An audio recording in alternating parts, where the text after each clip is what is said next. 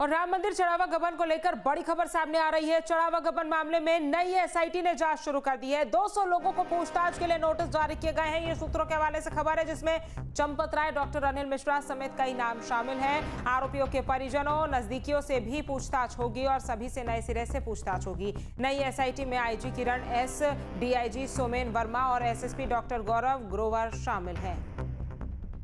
तो देखिए, चंपत राय, डॉक्टर अनिल मिश्रा समेत कई नाम इसमें शामिल हैं। सूत्रों के हवाले से खबर मिल रही है कि 200 लोगों से पूछताछ होगी। राम मंदिर चढ़ावा गबन मामले से जुड़ी बड़ी खबर आपको बता रहे हैं। चढ़ावा गबन मामले में अब नई एसआईटी ने जांच शुरू कर दी है और इसके तहत 200 लोगों को पूछताछ के लिए नोटिस जारी हो गया है, ये सूत्रों का कहना है। वहीं चंपत राय, डॉक्टर अनिल मिश्रा समेत कई नाम इसमें शामिल हैं। आरोपियों के परिजन, नजदीकी लोग और उनसे भी पूछताछ होगी। जो इससे जुड़े हुए लोग हैं, सभी से नए सिरे से पूछताछ होगी। तो देखिए, नई एसआईटी बनने के बाद पूछताछ का दायरा तो बढ़ेगा ही, साथ ही नए सिरे से पूछताछ भी होगी। जिन जिन लोगों पे संदिग्ध लोग हैं, जिन पे शक है, उनसे सभी से पूछताछ नई एसआईटी करने वाली है। केबी हमारे संवाददाता ज्यादा जानकारी के साथ जुड़ गए हैं। केबी, नई एसआईटी के गठन के बाद बताया जा रहा है कि 200 लोगों से पूछताछ होगी, क्या जानकारी आपके पास?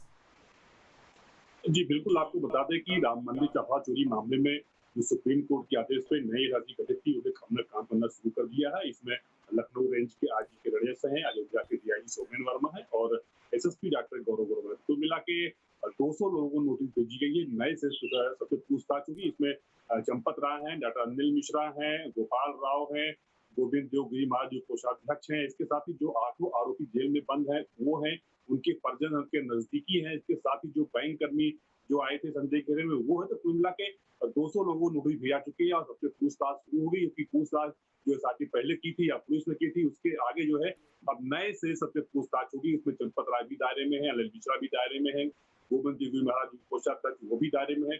जो वहाँ पर गणना कर्मी थे, जो 8 आरोपी जेल में बंद हैं, उनके जो नजदीकी हैं, उनके जो करीबी है, जिनपे शक है कि उनके पैसे ट्रांसफर किए गए हैं या संपत्ति अर्जित की गई है चोरी के पैसे। तो कुल मिला के अब एसआईटी काम करना शुरू कर दिया है। देखना ये होगा कि कौन कौन दायरे में आते हैं, क्योंकि नई एसआईटी जब गठित हुई थी तो ये निर्देश दिया गया था कि अब दूध का दूध, पानी का पानी होना चाहिए। क्योंकि जिस तरह से राम मंदिर की छवि धूमिल हुई, अयोध्या की छवि धूमिल हुई, इसको अब जो है डैमेज कंट्रोल के लिए अन्य संतों ने बैठक भी की थी। लेकिन अब नए से जांच शुरू की गई है कि जिस तरह पाया जा रहा है कि चंपत राय भी संदेह घेरे में थे और उनसे दोबारा पूछताछ होगी। हालांकि पहले से पूछताछ हो चुकी है और उन्होंने जो है अनिल मिश्रा पर पूरा दोषारोपण किया था। तो अब कुल मिला के दोबारा पूछताछ होगी। अब देखना ये होगा जो पहले पूछताछ हुई थी, क्या वो लोग उसी पे कायम रहते हैं या फिर अपना बयान बदलते हैं। तब देखना यही होगा कि चाहे गोपाल राव हो, चाहे अनिल मिश्रा हो, चंपत राय हो, बैंक कर्मी हो या 8 आरोपी जो जेल में बंद हैं, उनसे पूछताछ होगी। लेकिन देखना यही हुआ कि अभी तक किस निष्कर्ष पर पहुंचते हैं एसआईटी। क्योंकि जो पुरानी एसआईटी थी जो जांच की थी, उसमें जता अनिल मिश्रा पर दोषारोपण पाया गया था और लगभग जो है चंपत राय को कोई आरोप नहीं बताया गया था। लेकिन अब जब नई एसआईटी काम करेगी तो चंपत राय से दोबारा पूछताछ होगी और देखना ये होगा कि अपने बयान पर कायम रहते हैं या कोई बयान बदलते हैं। चाहे 8 आरोपी हो, उनके सगे संबंधी हो, तो कुल मिला देखना ये होगा कि जो पुराने बयान दर्ज हुए थे, क्या उसी बयान पर लोग कायम रहते हैं या अपने बयान से बदलते हैं। देखना यही होगा।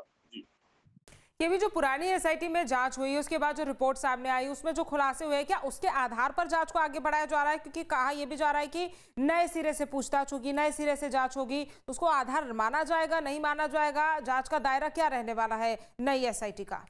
देखिए आपको बता दें कि जो पुरानी जांच थी, चाहे एसआईटी की हो या जो पुलिस विवेचना कर रही है मामले में, उसको भी आधार माना जा रहा है। ऐसा इसको आधार नहीं माना जा रहा है। लेकिन अब नए सिरे से पूछताछ करेंगे, क्योंकि जितने भी आरोपी हैं या संदेह घेरे में आए हैं उनसे पूछताछ दोबारा होगी और जो पुराने बयान दर्ज किए गए थे उन बयानों को भी देखा जाएगा कि किस तरह से बयान दर्ज किए गए थे, उन बयान में कितनी सच्चाई है। क्योंकि उसमें एक आईपीएस से, इसमें तीनों आईपीएस अधिकारी हैं जो कि गठित टीम में है। इसके साथ ही जो कुछ चार्टर्ड अकाउंटेंट है उनसे पूछताछ होगी, क्योंकि 3 चार्टर्ड अकाउंट यहाँ मंदिर में काम कर रहे हैं। तो तीनों जो चार्टर्ड अकाउंट है उनसे पूछताछ होगी, जो इंटरनल ऑडिट करते थे उनसे पूछताछ होगी।